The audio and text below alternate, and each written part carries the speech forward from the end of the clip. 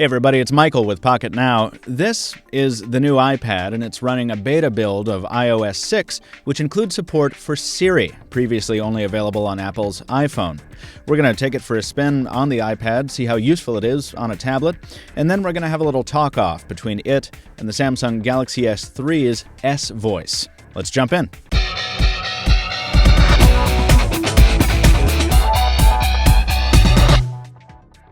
Now, Jaime is going to do a full review on iOS 6 in a forthcoming video, but what we want to answer here with this video is how useful is Siri on the iPad? That is, how useful is voice control on a tablet?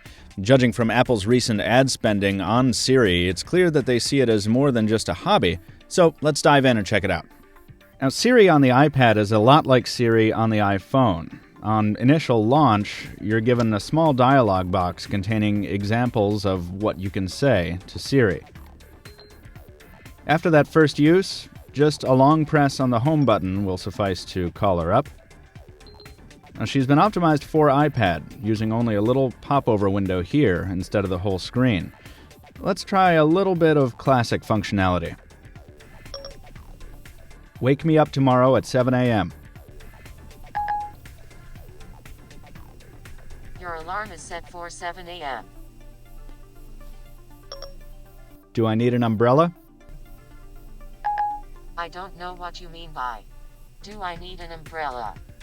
Your 7 a.m. alarm is on. So there we have a little bit of a bug that I'm going to go into in more detail later. Do I need an umbrella? Yes, it appears to be raining.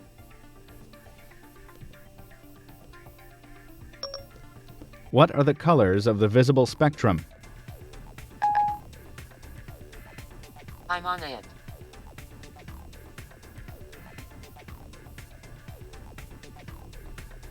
I found this for you. A lot of information there from Wolfram Alpha about the visible spectrum. A lot of information. What's Facebook's stock price? Facebook is at $27.14 today, down $0.26, or 0.95%. Now, despite the Samuel L. Jackson Apple commercials airing every 3 minutes on TV, Siri doesn't know what gazpacho is. How do I make gazpacho? Let me check that for you. I can search the web for how do I make gazpacho, if you like. But she does know how to take a break pretty well. You can take the night off. If you say so.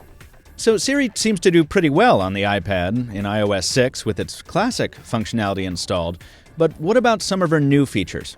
So the new Siri has a lot built in. She can tell us sports scores, make us dinner reservations, find us movies to watch, open apps, and tweet for us.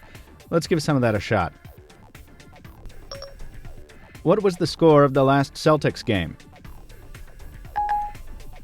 The Celtics lost to the Heat last Saturday. The final score was 101-88. The Celtics are out of the playoffs. Oh, that's a sad update. When's the next Red Sox game? The Red Sox, Marlins game starts at 7:10 p.m. I want to find a restaurant with outdoor seating.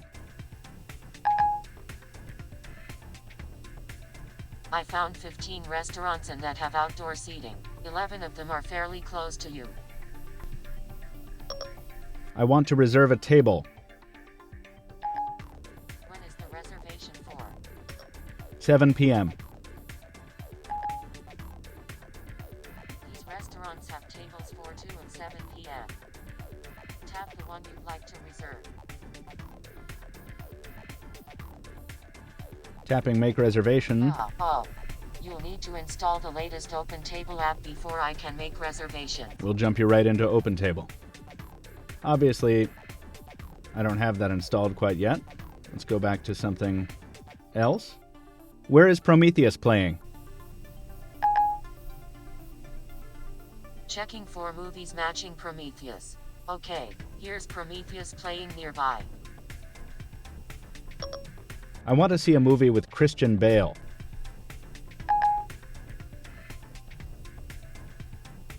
I found quite a few movies starring Christian Bale. That's pretty cool. Who directed The Dark Knight Rises? Let's see what I can find with Christian Bale. The Dark Knight Rises was directed by Christopher Nolan. Even cooler. Who directed American Psycho? Which movie? American Psycho. Checking for movies with Christian Bale. Which movie? All right, so you have to tap to tell her which one you're talking American about. Psycho was directed by Mary Harron. Thank you, Siri. That's pretty awesome. So, that's pretty cool, but don't let Siri fool you. She's still pretty limited. Apple's only adding one category of new abilities at a time, so... Who wrote the book American Psycho? Let me think. I don't know that, but I could search the web for it. See? Womp womp. Okay, that's enough of that. Let's see if we can launch some apps. Spoiler alert. She's really good at this. Open Facebook.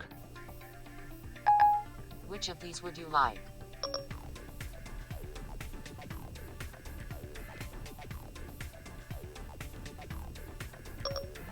Open Twitter.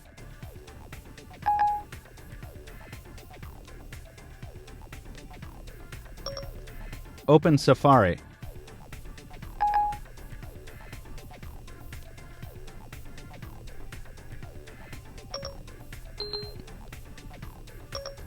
Open Binary Maglock.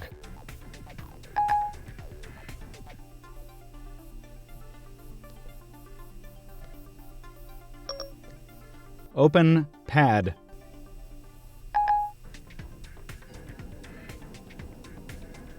Told you. I haven't gotten Siri to fail at launching an app once, even with my geeky array of weird third-party apps. Let's try some social media. Tweet. I'm dying for some mozzarella sticks, period. Any delivery volunteers? ? Here's your tweet. Ready to send it? Send. Okay, I sent it. All right, let's update Facebook. Update Facebook. What would you like your message to say? This status update won't make any sense until this video comes out, period. I updated your Facebook status. Ready to post it? Post. Okay, I posted it. That brings me to another useful feature, dictation. Sometimes it's easier to talk than it is to type. I've used dictation software to write quick notes or catalog long lists of items, but what about emails?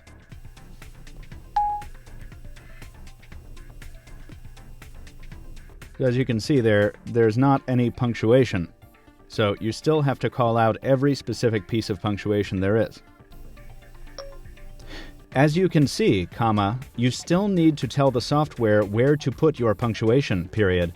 But even though it sounds awkward to the ear, the end result is pretty excellent, ! So, as I mentioned, this is a beta build of iOS 6, and Siri is not delivering perfect results just yet. For example, Siri seems to try hard to link your current request to your previous one, and the results aren't always great. Here, let me tell Siri I want to see some theater in Boston. I want to see theater in Boston. Now the results I found a couple of theaters in Boston. Right. Now the results are going to be movie theaters, which, hurts my little actor heart. I was looking for legitimate theater, but movies are what most people will be searching for. I get it. Nobody sees theater. The problem comes when you drop a non sequitur bomb on Siri. Let's say I don't want to go to either of these movie theaters. Let's say I want to eat first. Watch this. I'm hungry.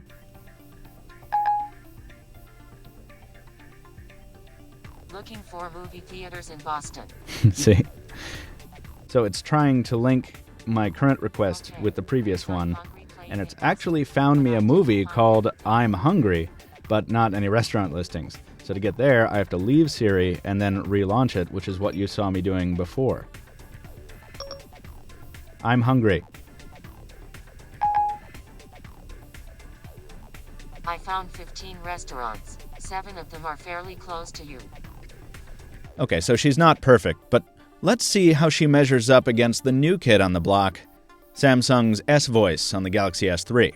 Now, both these devices are on Wi-Fi, so let's see how they do. We'll stick to stuff available in the first version of Siri, since we know S-Voice won't be able to give us sports scores or anything like that. Here we go.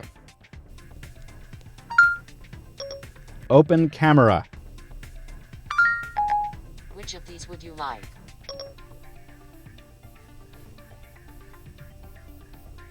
Okay, S-Voice is a little slower there. This is difficult because the devices will pick up on each other's beeps, so it's not the easiest test environment. What is Facebook's stock price?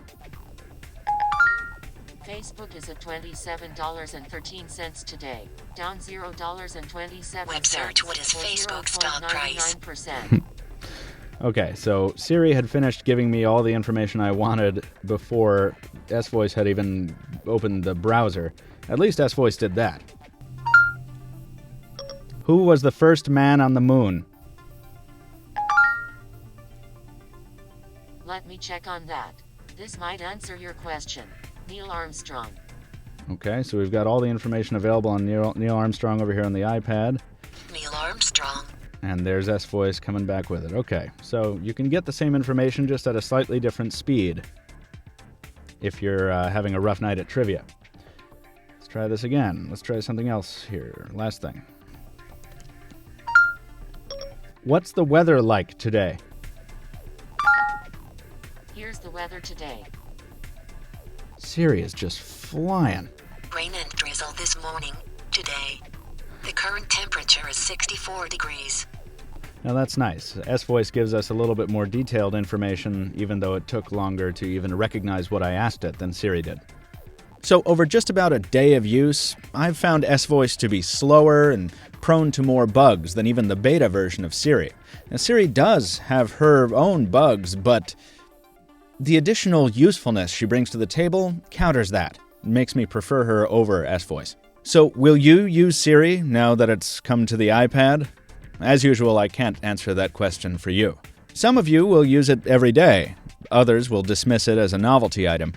For me, I tend to think the more input methods, the better.